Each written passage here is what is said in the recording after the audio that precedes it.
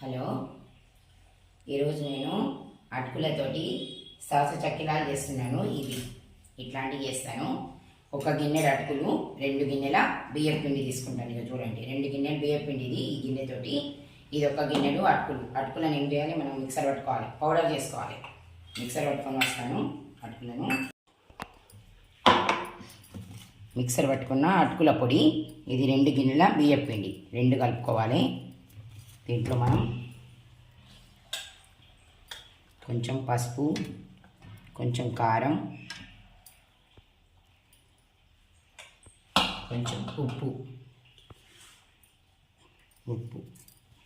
రుచికి సరిపడా ఉప్పు, కొంచెం ఓమ వేసుకోవాలి. నువ్వులు కొంచెం, ఇది మంచిగా ఇట్లా కలుపుకోవాలి.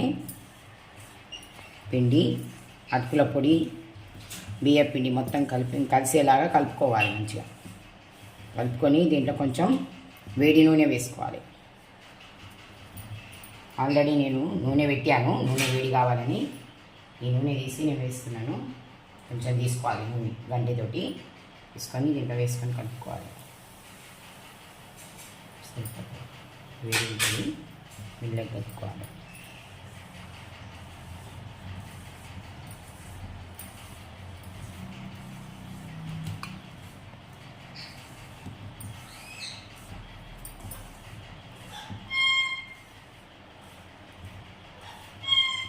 పిండి నూనె వేసినాక పిండి వేసుకుంటూ కలిపితే మనకు వేడి అనేది చల్లారినట్టు అవుతుంది. కలుపుకోవాలి.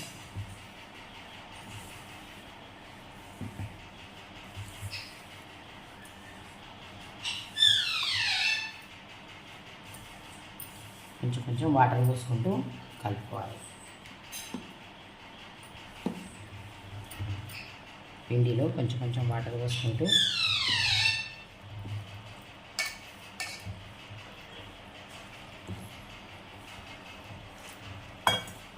మనం దొడ్డు పోస్తాం. సాస చక్కిలాలు దొడ్డు బిళ్ళది, అందుకని వీటిల్లో ఓమ, పువ్వులు ఇవన్నీ వేసాను. అంటే దాంట్లోంచి పడతాయి, కానీ సన్నపది పోస్తే పడదు.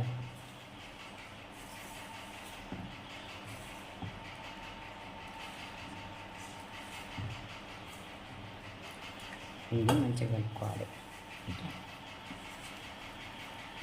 ఇట్లా పిండి తడిపిన తర్వాత ఇట్లా అన్నీ చుట్టుకోవాలండి. సాచతోటి అన్నీ చుట్టుకోవాలి, ఒక్కొక్కటి అన్నీ ఇట్లా అన్నీ చుట్టుకొని పెట్టుకోవాలి. కొంచెమన్నా ఆరాలి.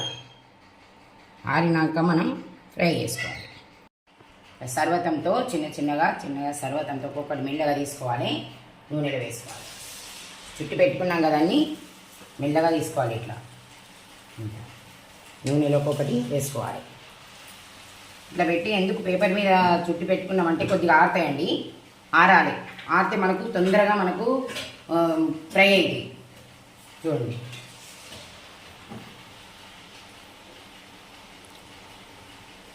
గోలుతాయి తొందరగా.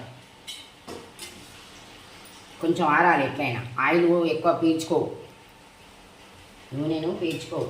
ఇది ఉడికి లేదా ఆగుతుంది. ఆగితే మనకు అయినట్టు కూడా తెలుస్తుంది. చూడండి, ఇట్లా తీసుకోవాలి. మనకి ఎన్ని పడతాయో అన్ని వేసుకోవాలి. నూనెలో ఎన్ని పడతాయో మూతలో చూసి వేసుకోవాలి.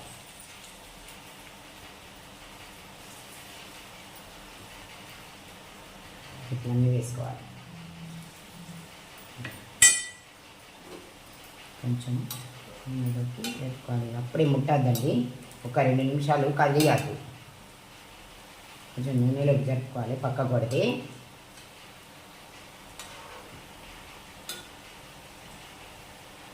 ఆయిల్లోకి మూకుడుతోటి జరుపుకోవాలి. కొంచెం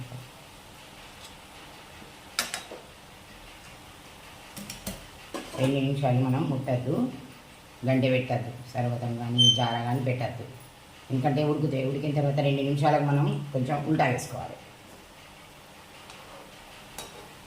ఇవి అయితే లేదా ఇట్లా ఉడుకుతున్నాయి కదా, ఈ ఉడుకు ఆగుతుంది. అయితే మనం ఉల్టా వేసుకుందామండి. ముందుగా వేసుకోవాలి ఉల్టా. అటుకుల పొడి వేసాం కదా, మస్తు కరకర ఉంటాయి. వట్టి బియ్యం పిండితో చేసినా కూడా కరకర ఉంటాయి. మనం ముడి బియ్యం పిండిది నేను బియ్యం కడిగి పట్టించాను, చెక్కికి పట్టించాను. ముడి బియ్యం పిండి మనం వాడేది.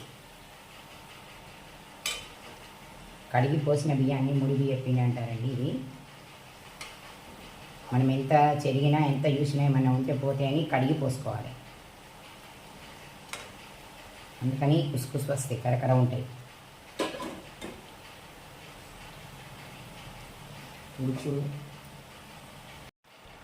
ఉడుకుడు ఆగింది చూడండి, అయినాయి. తీసుకుందాం మనం.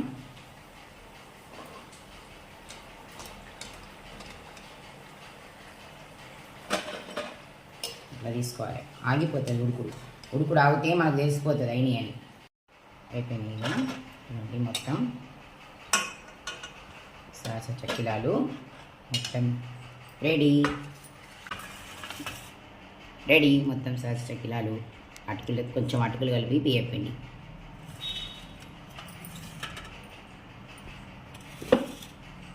చూపిస్తాను చూడండి ఎప్పుడు కరకర.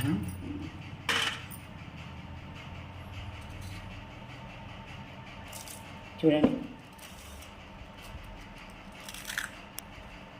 ఇంత కురుకురు ఉన్నాయి చూడండి.